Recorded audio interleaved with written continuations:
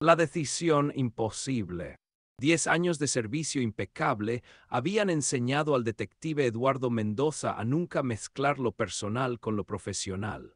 Pero cuando su esposa embarazada huyó con un informante secreto de la policía y un despiadado cartel de drogas les siguió el rastro, se enfrentó a una elección imposible.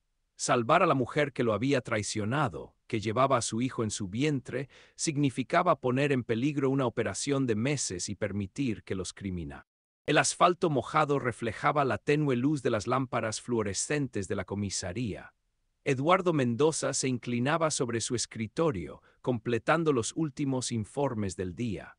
Sus dedos temblaban ligeramente, consecuencia del agotamiento tras un turno de 16 horas. En el departamento reinaba el habitual silencio nocturno, interrumpido solo por el monótono zumbido del aire acondicionado y el murmullo apagado del televisor en la sala de descanso. El sonido del teléfono resonó sorprendentemente estridente en el somnoliento silencio de la comisaría. Eduardo se estiró hacia el auricular, notando mecánicamente la hora a 19:43. Detective Mendoza, ¿en qué puedo ayudarle? Su voz sonaba cansada, pero profesionalmente clara. Buenas noches, soy la enfermera Emily Collins del Hospital Central de la ciudad. En el auricular sonaba una suave voz femenina. Estoy tratando de comunicarme con la señora Rebecca Mendoza sobre los resultados de sus análisis, pero no responde a mis llamadas. Podría decirle que se ponga en contacto con nosotros lo antes posible. Algo en la entonación de la enfermera puso a Eduardo en alerta. Durante años de servicio había aprendido a captar las más mínimas notas de preocupación en las voces ajenas. ¿Análisis?, preguntó enderezándose en su silla. No sabía que mi esposa se había hecho algunos análisis. Es algo serio. Lamentablemente, no puedo discutir detalles médicos con nadie más que con la paciente misma. La voz de la enfermera reflejaba un sincero pesar. Solo pídale que nos llame, ¿de acuerdo? Al colgar, Eduardo sacó su móvil y marcó el número de su esposa. En el auricular sonaron los tonos de llamada, seguidos por una voz mecánica. El abonado no está disponible temporalmente. Frunció el ceño. Rebecca siempre mantenía su teléfono encendido. Era su regla tácita. Su trabajo requería comunicación constante y su esposa, psicóloga en un centro de rehabilitación, lo entendía perfectamente. Marcó el número nuevamente, el mismo resultado. Después de estacionar su Ford de servicio cerca de casa, Eduardo subió al segundo piso. En el apartamento reinaba el silencio. Sobre la mesa de la cocina había lasaña intacta, el plato favorito de Rebecca, que siempre preparaba los jueves. Al lado, una botella de vino abierta y 2 copas vacías. Claramente lo estaba esperando para cenar. Eduardo pasó el dedo por el borde de la copa, ni rastro de polvo. Todo había sido preparado recientemente. Al encender la luz de la sala de estar, notó el bolso de su esposa descuidadamente arrojado sobre el sofá. Dentro lápiz labial, llaves del coche, billetera, pero no había teléfono. Esto era extraño. Rebecca nunca salía sin su bolso. En el dormitorio reinaba un orden perfecto. Solo en el tocador había una servilleta de maquillaje arrugada. En la mesita de noche parpadeaba el indicador de su portátil. Eduardo se detuvo mirando la computadora. En 10 años de matrimonio nunca habían husmeado en las cosas del otro. La confianza absoluta era la base de su relación. Pero ahora levantó la tapa del portátil. La pantalla cobró vida, mostrando una ventana de correo abierta. El último correo había sido enviado hoy a las 15:47. El destinatario, David Shefferd. Los correos entre Rebecca y David contaban la historia de un romance secreto que había comenzado hace 2 meses. Todo comenzó con un encuentro casual en el centro de rehabilitación, donde Rebecca trabajaba como psicóloga con adictos a las drogas. David había llegado allí, fingiendo ser un exadicto en busca de apoyo. En realidad, estaba cumpliendo una misión policial, buscando conexiones con un importante cartel de drogas a través de los pacientes. Su correspondencia se volvía cada vez más franca con cada día. Las primeras confesiones cautelosas se convirtieron en cartas apasionadas, llenas de nostalgia y deseo de estar juntos. Se encontraban a escondidas en un pequeño café en las afueras de la ciudad, en el parque, en un apartamento alquilado. Rebecca escribía sobre cómo se asfixiaba en su vida habitual, cómo sus encuentros se habían convertido en un soplo de aire fresco. David respondía que no. Mi amor, todo está listo, leyó Eduardo en el último correo. Ya no puedo seguir fingiendo, despertando cada día en una cama ajena, junto a un hombre que ya no amo. Tú me has hecho sentir viva de nuevo. En una semana seremos libres, solo tú y yo, nuevos nombres, nueva vida. Te espero a las 5 en el viejo muelle. Siempre tuya, R. Eduardo miraba estas líneas, y su mundo profesional chocaba con el personal, convirtiéndose en caos. Ahora entendía por qué el nombre de David Shefferd le había parecido tan familiar. Era el mismo hombre que el departamento de narcóticos había infiltrado en el cartel de Víctor Ramírez, la mayor organización criminal en la costa este. Hace 4 meses, sus superiores le habían asignado la supervisión de esta operación. David debía ganarse la confianza de los narcotraficantes, haciéndose pasar por un exadicto que quería ganar algo de dinero. El plan funcionó, lo contrataron como mensajero de bajo nivel. Gradualmente, arriesgando su vida, ascendía en la escala criminal, recopilando información sobre los canales de suministro y los líderes del cartel. Gracias a sus datos, en una semana debía realizarse la operación decisiva. David finalmente había obtenido acceso a la alta dirección del cartel y estaba listo para entregar toda la cúpula, nombres, lugares de encuentro, esquemas de lavado de dinero. Por esta información le prometieron nuevos documentos, protección del programa de protección de testigos y $500,000 de los fondos confiscados al cartel. Pero ahora Eduardo apretó los puños con dolor. Ahora este maldito informante no solo había decidido huir con el dinero, había robado a su esposa. Recordó su último encuentro en un apartamento seguro hace una semana.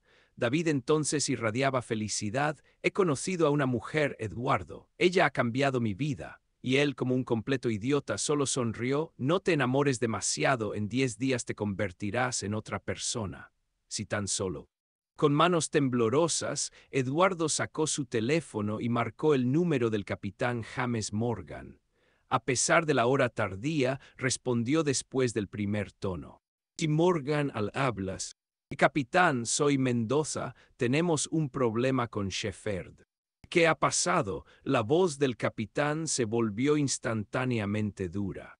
Está planeando escapar, ahora mismo, y Eduardo vaciló por un segundo. No está solo, está con mi esposa Rebecca.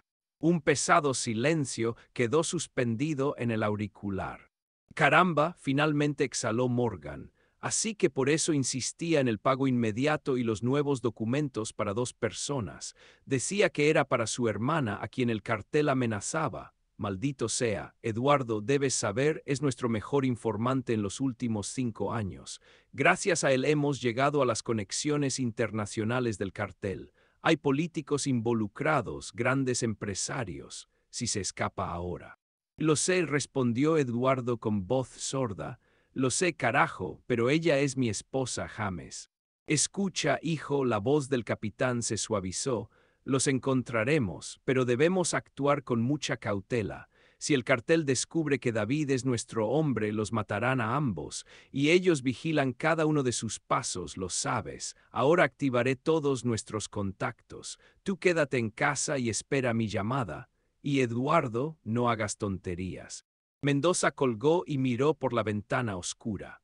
La lluvia se había intensificado, transformando las luces de la ciudad nocturna en manchas borrosas.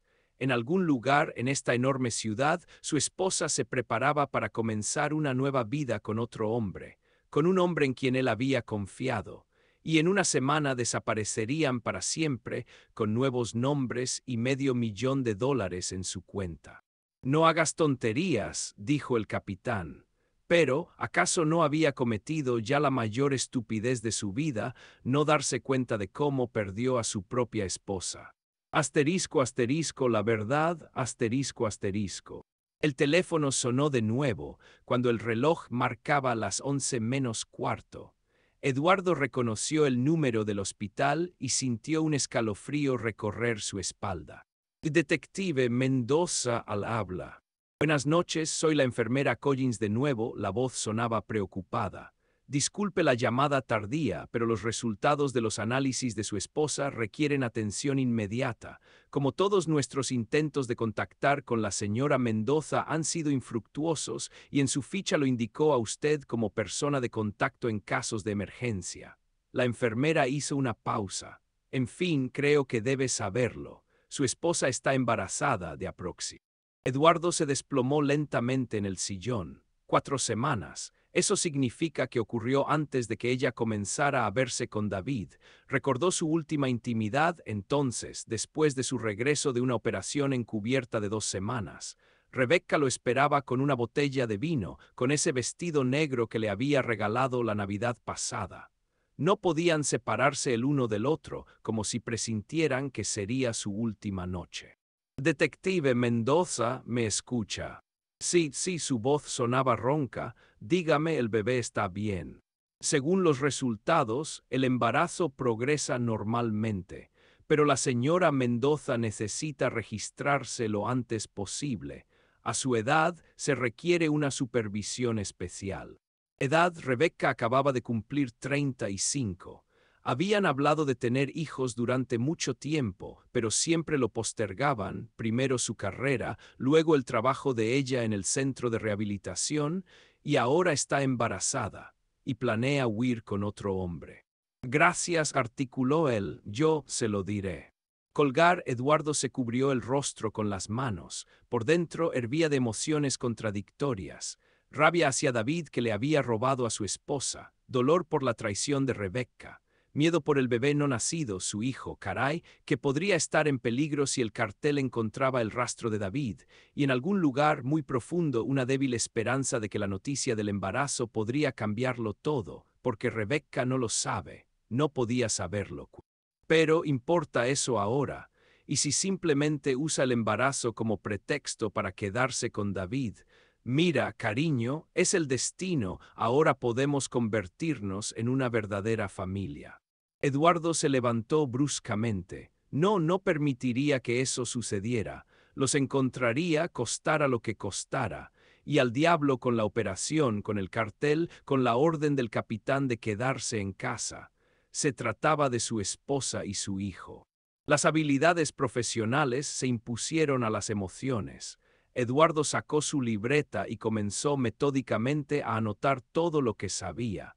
10 años en la policía le habían enseñado. Cualquier investigación comienza con la recopilación de información, incluso si se trata de tu propia esposa.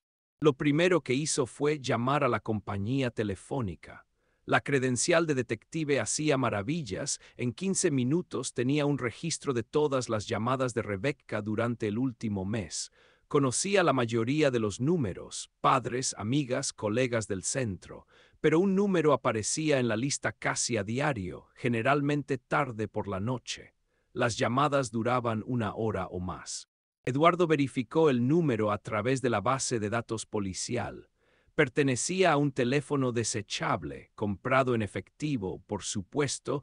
David era demasiado cauteloso para usar su número real. Pero la fecha de compra, hace 2 meses, coincidía con el inicio de su romance. El siguiente punto fue el centro de rehabilitación Nueva Vida, donde trabajaba Rebecca.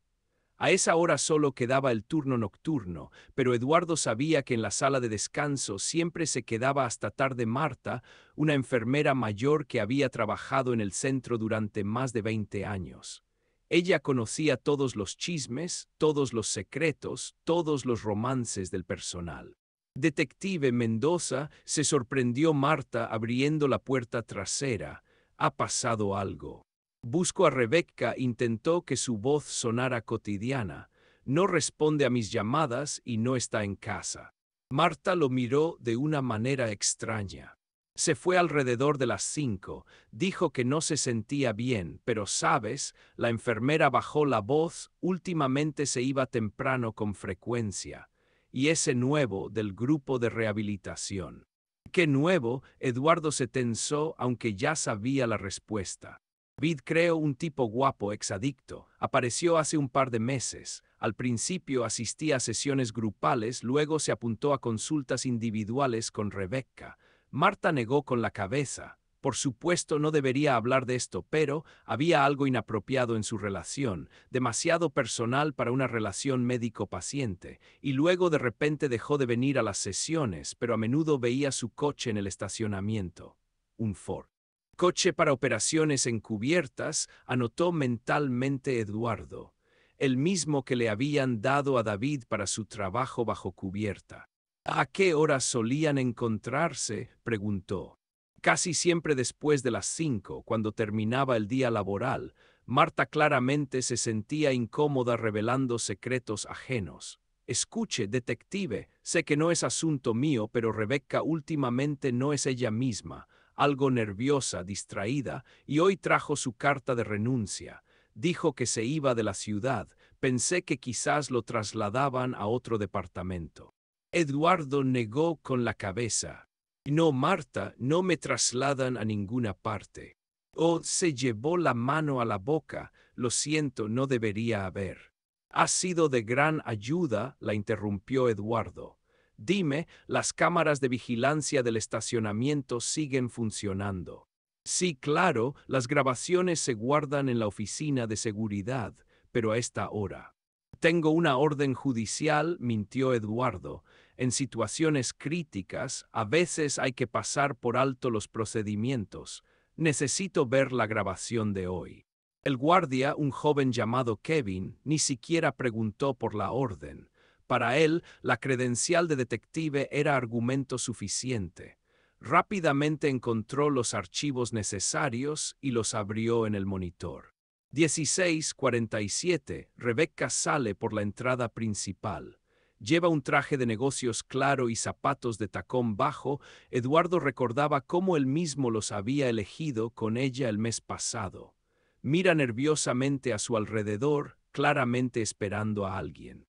16:52, un Ford azul entra en el estacionamiento. David. El coche se detiene en una esquina lejana, donde la cámara apenas distingue las siluetas. 16:55, Rebecca camina rápidamente hacia el coche. Incluso en la grabación granulada se puede ver cómo aprieta contra su pecho una carpeta, probablemente la carta de renuncia de la que hablaba Marta. 16:56, Rebecca se sube al coche. El Ford abandona el estacionamiento dirigiéndose hacia los suburbios occidentales de la ciudad.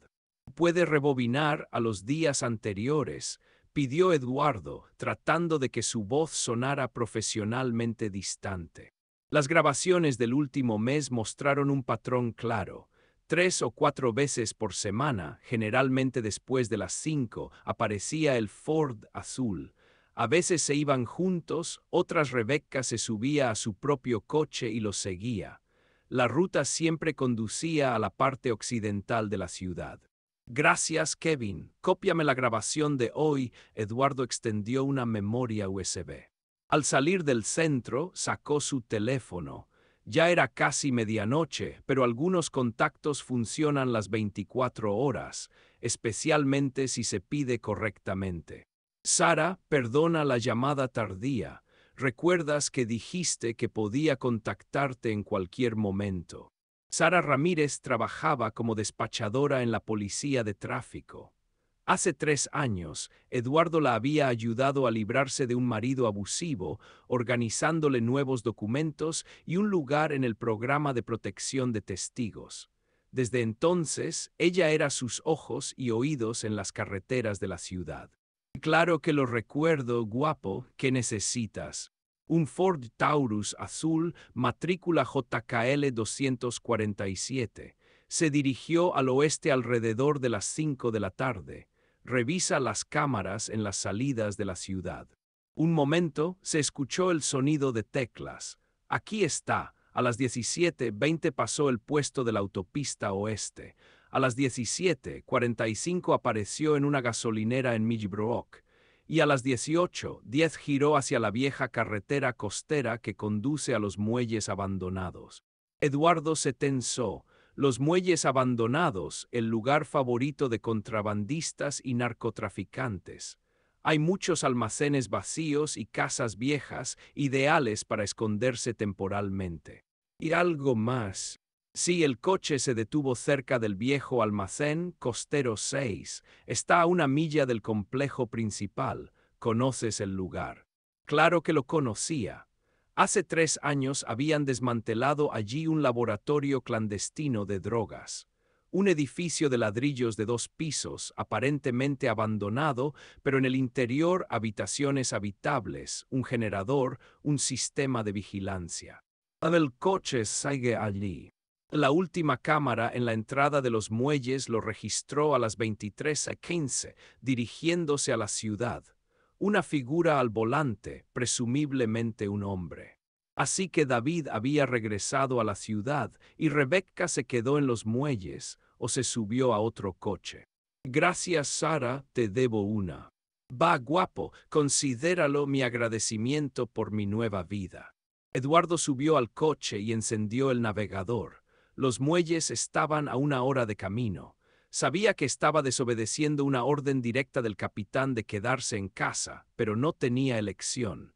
Rebecca estaba en algún lugar ahí fuera, posiblemente en peligro, porque si David jugaba su propio juego, si había decidido engañar no solo a la policía, sino también al cartel. Este pensamiento le heló la sangre. El cartel de Ramírez es tristemente conocido por su crueldad hacia los traidores, y si rastrearan a David, si se enteraran de Rebecca, no ni siquiera podía pensar en eso.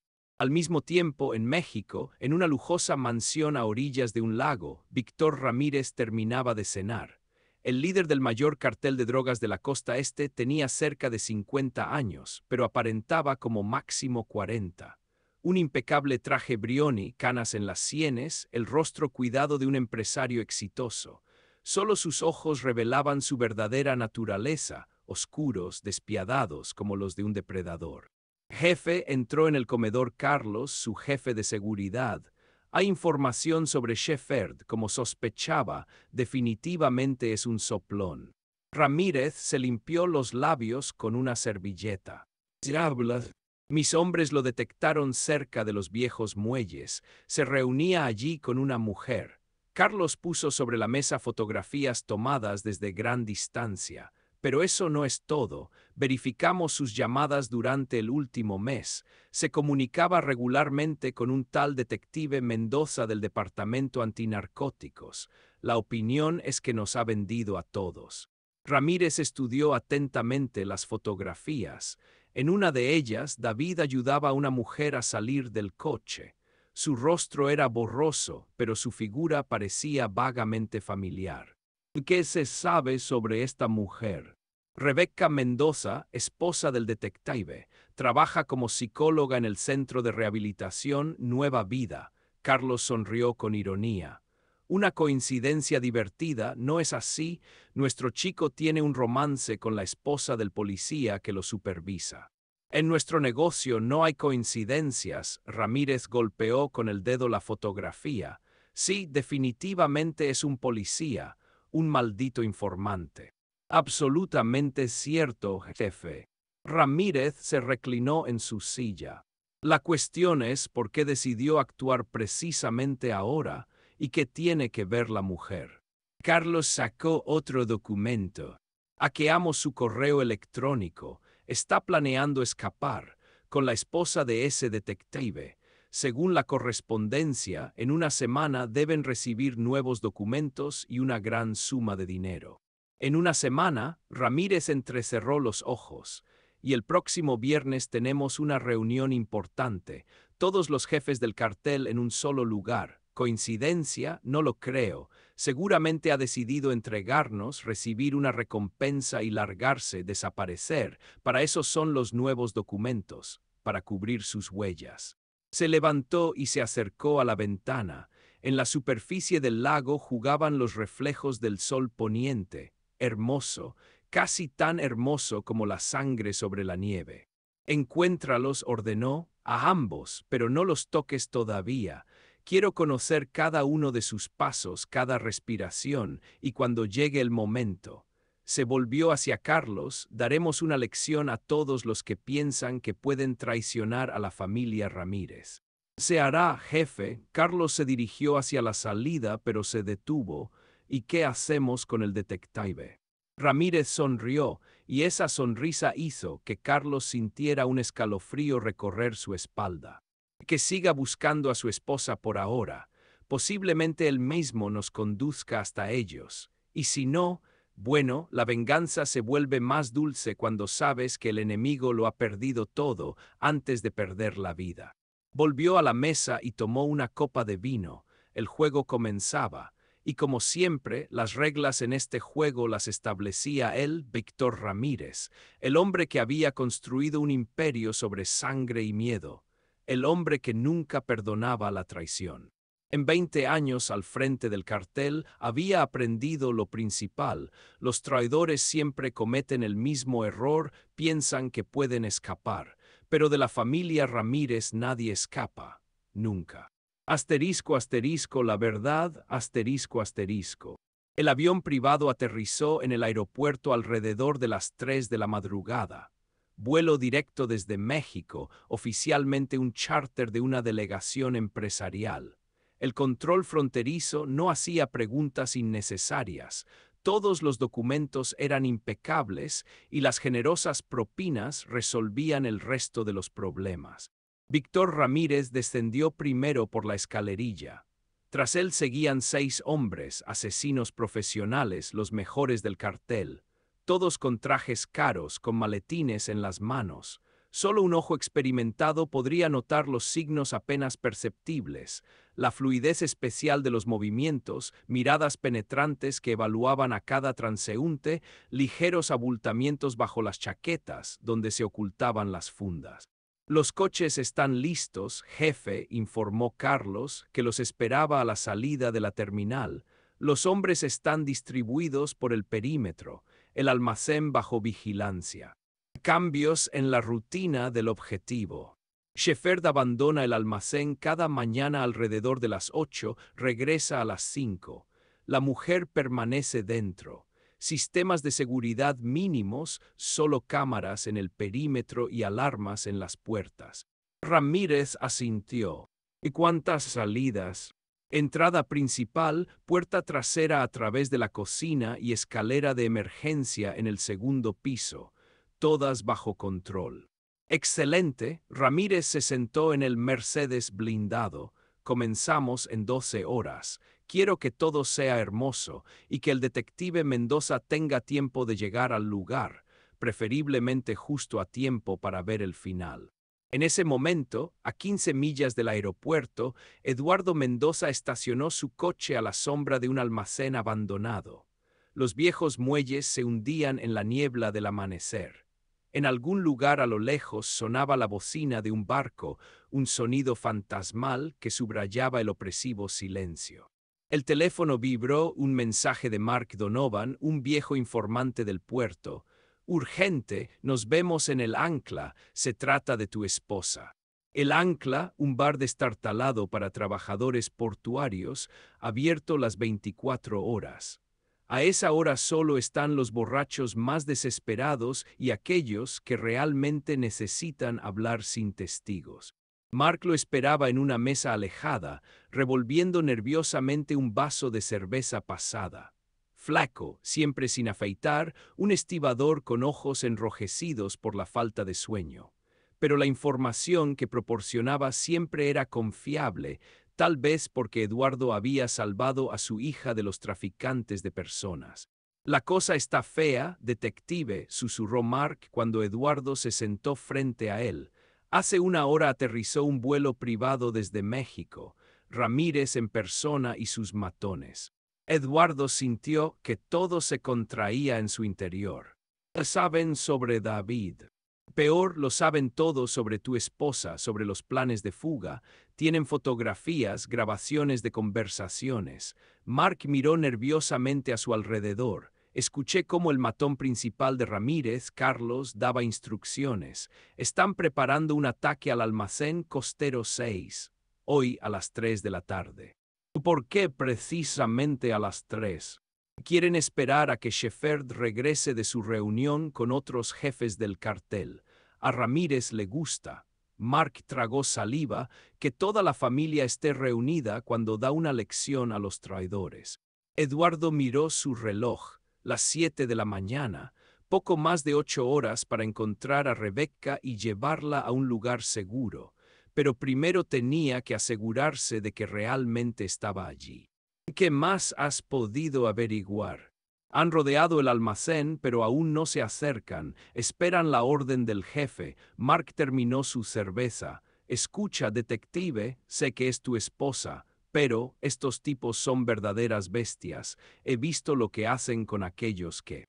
Cállate, lo cortó Eduardo. Yo me ocuparé de lo que debo hacer. Dejando su coche a media milla del almacén, Eduardo se movía a lo largo de los edificios abandonados, tratando de mantenerse en las sombras. Años de trabajo encubierto le habían enseñado a ser invisible. Los prismáticos de visión nocturna, que siempre mantenía en el maletero, le permitían ver cada detalle. El almacén costero 6 se alzaba como una mole oscura contra el cielo que se aclaraba. Un edificio de ladrillos de 2 pisos con yeso desconchado y una escalera de incendios oxidada. En algún momento allí se almacenaba equipo de pesca, luego fue un laboratorio de drogas y ahora allí se escondía su esposa. Eduardo examinaba metódicamente el perímetro. 3 coches de vigilancia del cartel, disfrazados de furgonetas de trabajo en las esquinas de la manzana. Un francotirador en el techo del edificio vecino, el destello característico de la óptica reveló su posición. 2 vagabundos junto a los contenedores de basura, claramente hombres de Ramírez, a juzgar por su porte militar. A las 8:15 se abrió la puerta de entrada del almacén. David, con jeans y una chaqueta de cuero, miró rápidamente los alrededores y se subió al Ford azul. El coche se dirigió hacia la ciudad. Un minuto después le siguió un sedán gris discreto. El cartel no quitaba los ojos del traidor. Eduardo esperó hasta que el Ford desapareció de vista y se acercó más al almacén. Ahora podía ver las ventanas del segundo piso. En una de ellas brillaba una luz tenue. La silueta de una mujer apareció tras la cortina, caminaba por la habitación, hablando por teléfono.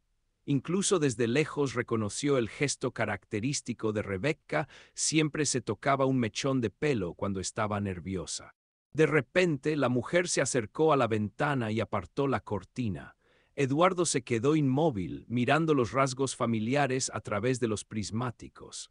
Rebecca parecía demacrada, preocupada, pero al mismo tiempo feliz. Presionaba el teléfono contra su oído y sonreía, con esa sonrisa especial que antes reservaba solo para él. Su corazón se encogió de dolor y rabia. Sacó un micrófono direccional, otro dispositivo útil del arsenal de un detective. Ajustando la frecuencia, Eduardo pudo captar fragmentos de la conversación. Todo está listo, amor, documentos, billetes. Si yo también estoy impaciente, no te preocupes, aquí es seguro, por supuesto tendré cuidado. Rebecca terminó la llamada y apoyó su frente contra el cristal frío. En su rostro había una expresión soñadora, tan familiar y al mismo tiempo ajena. Eduardo bajó los prismáticos. Ya no había dudas, su esposa realmente se preparaba para comenzar una nueva vida. Sin él. El reloj marcaba las 9 de la mañana. En 6 horas, los hombres de Ramírez comenzarían la operación. Le quedaba muy poco tiempo para decidir, actuar o permitir que el cartel ejecutara su venganza.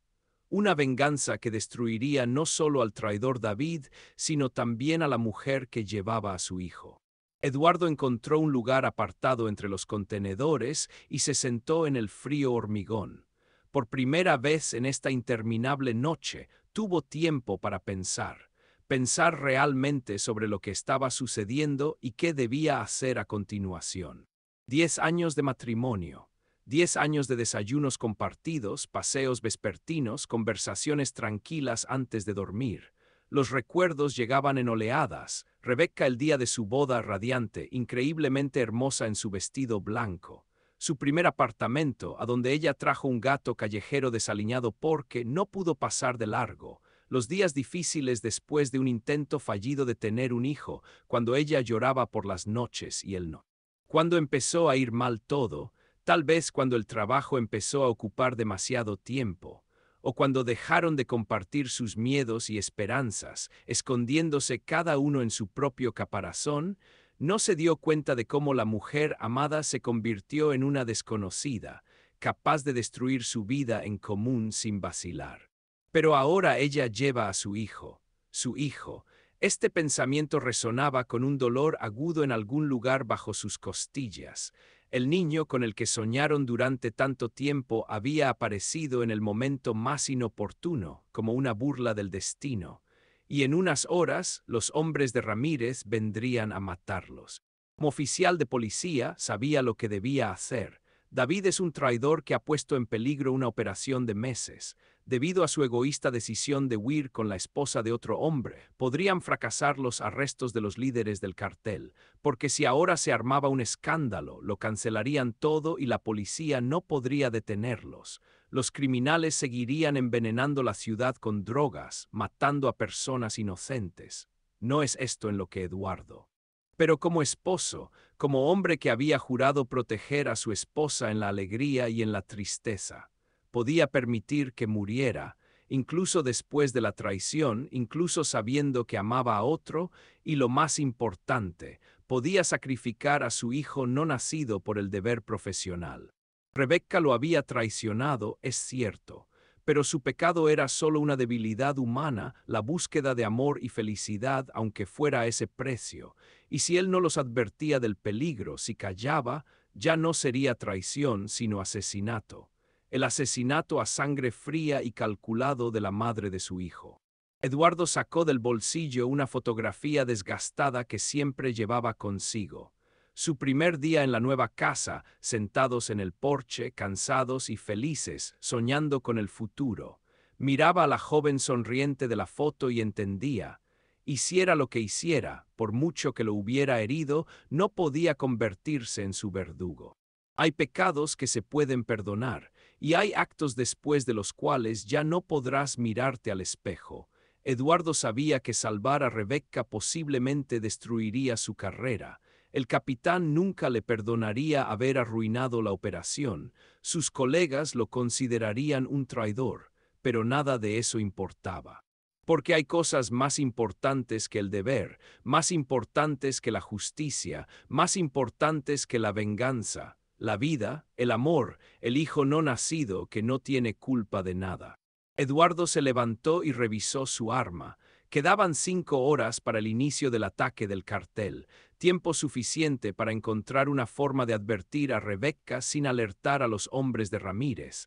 La salvaría no como un esposo amoroso, sino como un hombre que no puede permitir la muerte de inocentes. Y después que viva su vida, lo importante es que viva. El tiempo transcurría dolorosamente lento. Eduardo observaba cómo el Ford de David regresaba alrededor de las 2 de la tarde. Los hombres del cartel inmediatamente se activaron, veía cómo hablaban por radio, tomaban posiciones. Quedaba 1 hora para el ataque. De repente, el silencio de los viejos muelles fue desgarrado por una ráfaga de ametralladora. Los hombres de Ramírez iniciaron el asalto simultáneamente desde 3 direcciones, a través de la entrada principal, la puerta trasera y la escalera de incendios. Actuaban como un mecanismo bien engrasado. 2 mantenían el perímetro, un francotirador controlaba las ventanas del segundo piso, los demás iban al asalto. Víctor Ramírez observaba la operación desde el Mercedes blindado, estacionado cerca del almacén. En sus labios jugaba una ligera sonrisa, disfrutaba del espectáculo. En ese momento, Eduardo Mendoza, refugiado tras una pila de contenedores oxidados, pensaba febrilmente cómo llegar al almacén. Las vías de escape estaban cortadas, veía cómo los hombres del cartel ocupaban todas las posiciones estratégicas. El camino directo estaba cubierto por el francotirador, el túnel seguramente ya había sido descubierto y bloqueado. Los disparos resonaban cada vez más cerca. Eduardo distinguió cómo el primer grupo derribó la puerta de entrada y irrumpió dentro. El segundo equipo ya estaba forzando la puerta trasera. Quedaba muy poco tiempo. De repente notó una carretilla elevadora abandonada junto a la pared lejana del almacén. La vieja máquina creaba una zona muerta en el campo de visión del francotirador. Si se movía rápido, pegado al suelo. Eduardo esperó a que el francotirador centrara su atención en las ventanas del segundo piso y corrió hacia la carretilla. Las balas levantaron esquirlas de hormigón a unos centímetros de sus pies. Alguien de los hombres del cartel había notado el movimiento. Pero ya era tarde. Cubriéndose con la máquina masiva, Eduardo llegó hasta la pared lateral del almacén. Ahora necesitaba encontrar una forma de entrar. Los cristales rotos en el primer piso atrajeron su atención lo suficientemente anchos para pasar. Escuchando los sonidos dentro del edificio, limpió los fragmentos afilados con la empuñadura de su pistola. El primer grito sonó inesperadamente. En la escalera que conducía al segundo piso, uno de los hombres del cartel tropezó con un alambre tensado, un viejo truco policial que David seguramente recordaba de los entrenamientos. La explosión de una granada aturdidora cegó momentáneamente a los bandidos. Aprovechando la confusión, David abrió fuego desde su refugio detrás de unos armarios metálicos. Miguel está muerto, se escuchó por la radio. Este cabrón tiene una metralleta. El segundo combatiente del cartel intentó flanquear los armarios, pero David reaccionó instantáneamente. Una corta ráfaga y el hombre cayó con el pecho perforado. Carlos maldijo por la radio. No se arriesguen, es un expolicía, sabe lo que hace. José rodea por la ventilación, Ramón cúbrelo. Eduardo se abría paso a través del primer piso, agachándose bajo las balas. El tiroteo arriba se volvía cada vez más feroz. Oía la respiración pesada de David, el sonido del cerrojo al recargarse, las órdenes amortiguadas de los hombres del cartel. Lo estaban acorralando. De repente se escuchó un grito femenino desde arriba. «Rebecca».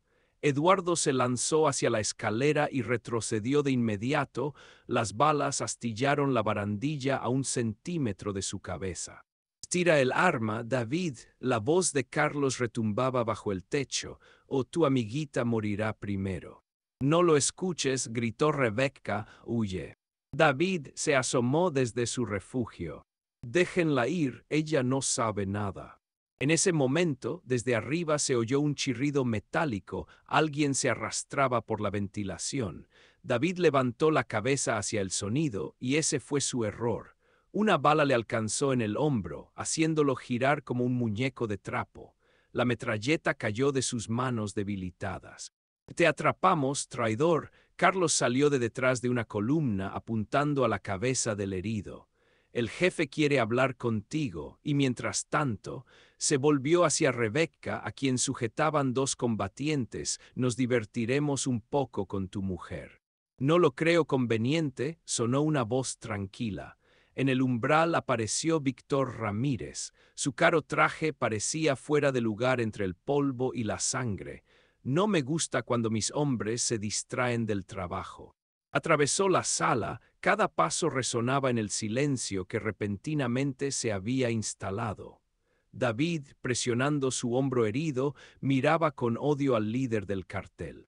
«¿Sabes que siempre me ha divertido de los policías encubiertos?» Ramírez sacó un pañuelo y limpió cuidadosamente el polvo de sus zapatos lustrados. «Se esfuerzan tanto por convertirse en parte de la familia que al final realmente comienzan a sentirse como uno de los nuestros, y luego nos traicionan, como verdaderos miembros de la familia». «Vete al infierno», gruñó David. «Eso es todo», Ramírez negó con la cabeza. Esperaba una última frase más interesante. En ese momento se escuchó el clac de un percutor amartillado. Eduardo salió de las sombras, su pistola apuntaba a la nuca de Ramírez. «¡Ay, suéltenlos!». Carlos se dio la vuelta instantáneamente, pero Ramírez lo detuvo con un gesto despreocupado. Detective Mendoza lo estaba esperando, ni siquiera se dio la vuelta. Debo admitir que me ha sorprendido. Proteger a una esposa que lo ha traicionado es tan noble y tan estúpido. Lo repito por última vez, suéltenlos. ¿O qué? Ahora Ramírez se giró mirando directamente a los ojos de Eduardo. ¿Me disparará? Y luego que mis hombres lo acribillaran antes de que mi cuerpo toque el suelo. Usted es policía, detective. Debe pensar lógicamente. Estoy pensando con perfecta lógica. Eduardo dio un paso adelante. Si sus hombres abren fuego, la primera bala será para usted, y usted no parece un hombre dispuesto a morir por sus principios. Ramírez se rió, pero en su risa no había alegría. Me cae bien, detective. Un policía honesto, un esposo fiel, incluso después de la traición está dispuesto a arriesgar su vida. Tales personas son raras en nuestros tiempos. No le gustaría trabajar para mí. Levantó lentamente las manos, mostrando las palmas vacías. Bien, hablemos como personas razonables. Propongo un trato. El movimiento fue relámpago. Ramírez sacó una pistola de su funda de hombro. Eduardo reaccionó una fracción de segundo más rápido. Dos disparos se fundieron en uno. La bala de Ramírez se perdió en el techo y él mismo, con el pecho perforado, se desplomó sobre el suelo de hormigón. Jefe, gritó Carlos y abrió un fuego torrencial. Comenzó una verdadera masacre. Eduardo logró lanzarse tras una columna. David, a pesar de su herida, consiguió alcanzar su arma y abrió fuego en respuesta. Los hombres de Ramírez disparaban desde todas las posiciones, las balas sacaban trozos de las paredes, rebotaban en las estructuras metálicas. «Rebeca, al suelo», gritó Eduardo, viendo cómo los dos combatientes que sujetaban a su esposa la soltaron para unirse al tiroteo. Ella se lanzó hacia un refugio, pero no lo logró. Una bala perdida, rebotando en una viga del techo, le impactó en la cabeza. Rebeca se sacudió extrañamente y cayó lentamente al suelo. Alrededor de su cabeza comenzó a extenderse una mancha oscura. No, David se abalanzó hacia ella, pero una nueva bala le alcanzó en el pecho, arrojándolo hacia atrás. Eduardo no recordaba cómo atravesó el espacio bajo fuego. Cayó de rodillas junto a su esposa, presionó los dedos contra su cuello, buscando el pulso. Estaba allí, débil, apenas perceptible, pero estaba. «Aguanta, mi amor», susurró, presionando la herida. «Solo aguanta». En algún lugar a lo lejos sonaron sirenas policiales. Aparentemente, algún local había llamado a la policía al oír el tiroteo. Los hombres del cartel, comprendiendo que el jefe estaba muerto, comenzaron a retirarse apresuradamente. No había tiempo para prisioneros, debían salvar sus propias vidas. David yacía inmóvil, con ojos vidriosos mirando al techo. Dos balas en el pecho no le habían dejado ninguna posibilidad.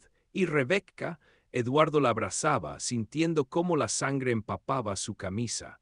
Las sirenas sonaban cada vez más cerca. «Ayuda», gritó cuando la primera patrulla policial irrumpió en el edificio.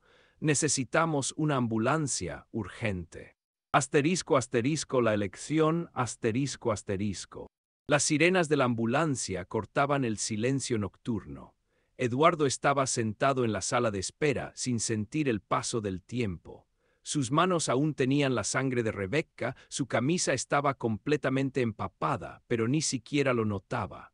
Ante sus ojos aparecía una y otra vez la misma imagen, cómo su cuerpo caía sin fuerzas sobre el suelo de hormigón, cómo se extendía la mancha oscura alrededor de su cabeza. La operación duraba ya 4 horas. Los neurocirujanos luchaban por su vida mientras Eduardo medía a pasos la sala de espera. No rezaba, no creía que eso ayudara. Solo esperaba, contando los pasos e intentando no pensar en que con cada minuto las posibilidades se reducían. «Detective Mendoza», el cirujano salió del quirófano, quitándose los guantes ensangrentados. Su rostro estaba gris de cansancio. «Hemos estabilizado su estado, pero...».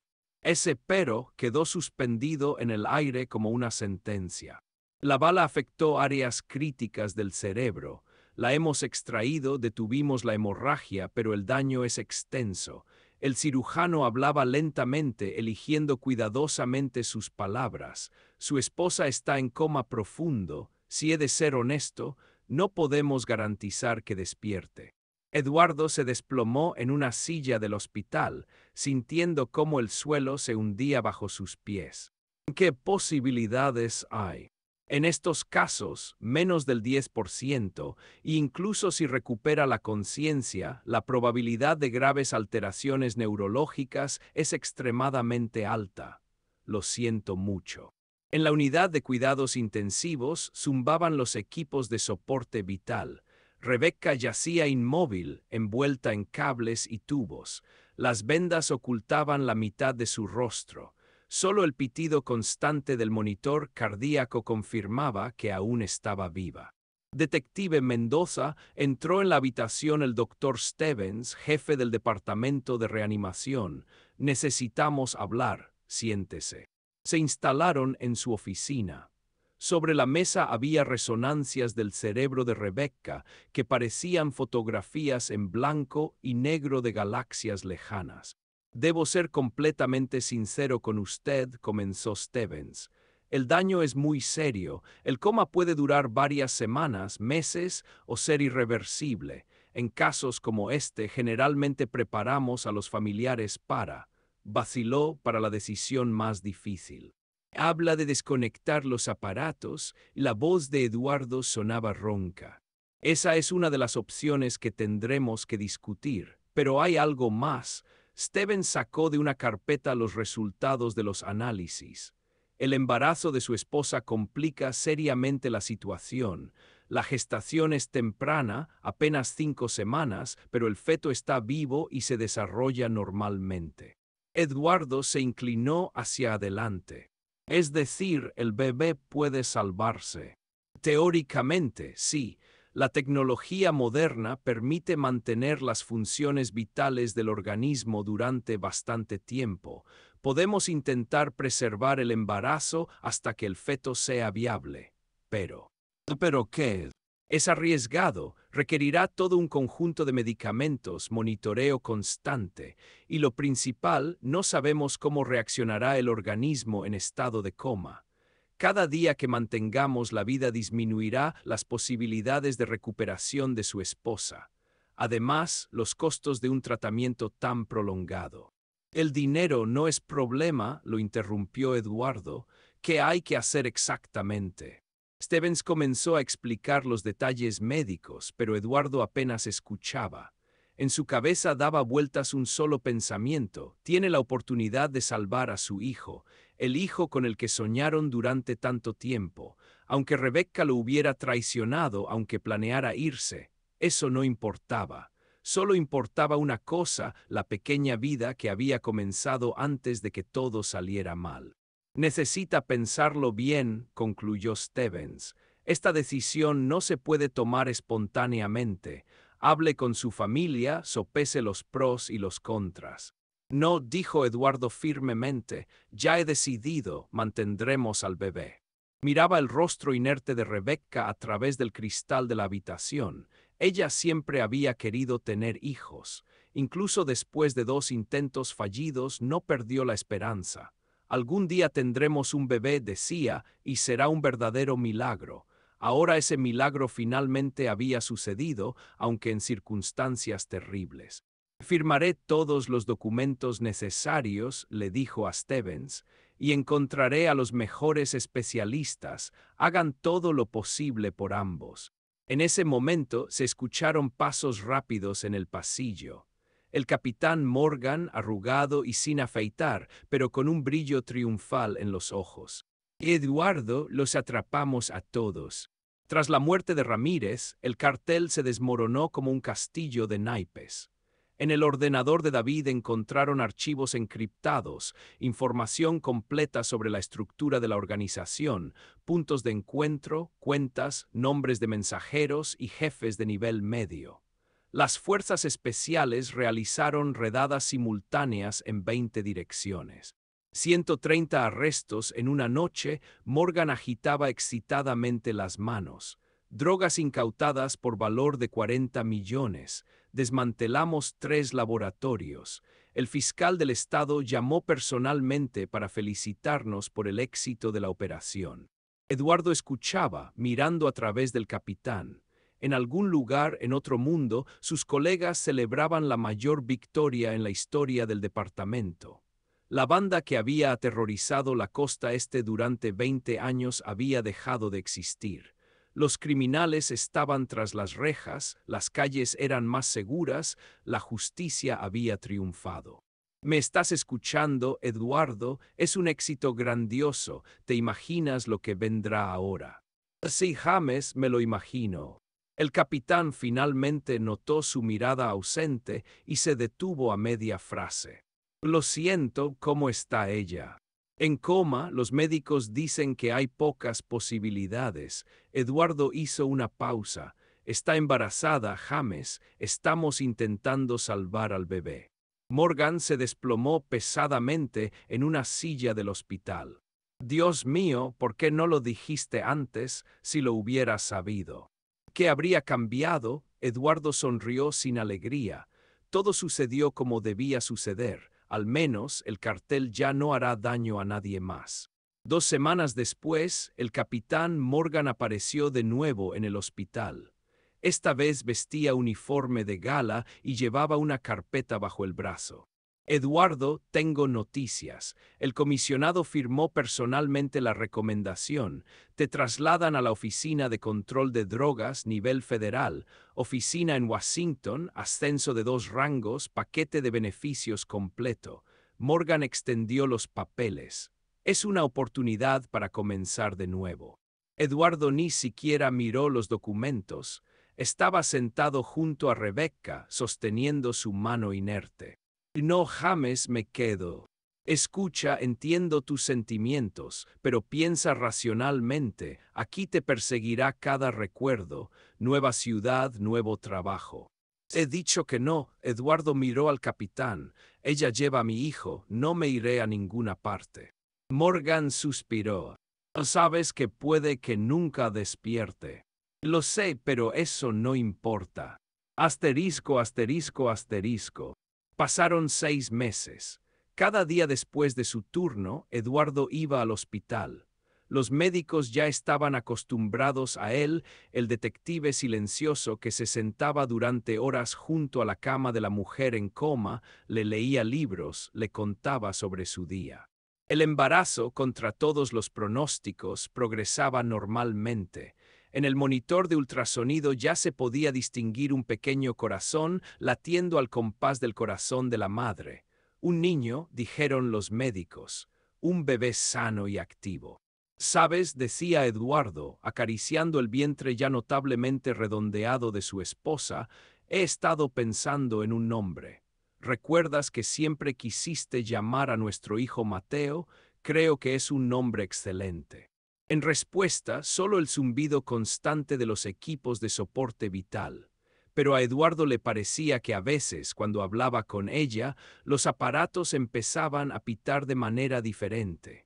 Como si en algún lugar, en la profundidad del coma, Rebecca todavía pudiera oír su voz. Ya no pensaba en la traición, en David, en lo que podría haber sido. Todo eso había quedado en el pasado. Ahora solo importaba el futuro, la pequeña vida que crecía a pesar de todo. Su hijo, que un día abriría los ojos en este mundo. Y Rebecca, bueno, él esperaría, todo el tiempo que fuera necesario, porque una vez habían jurado estar juntos en la alegría y en la tristeza, en la salud y en la enfermedad. Y Eduardo Mendoza no era de los que rompen sus juramentos. El pitido del monitor cardíaco resonaba como un eco en las paredes de la habitación. Tras la ventana se ponía el sol, tiñendo el cielo con los colores de la esperanza. Si te gustó esta historia, apoya al autor con un me gusta, suscríbete al canal y comparte tus emociones en los comentarios. Gracias.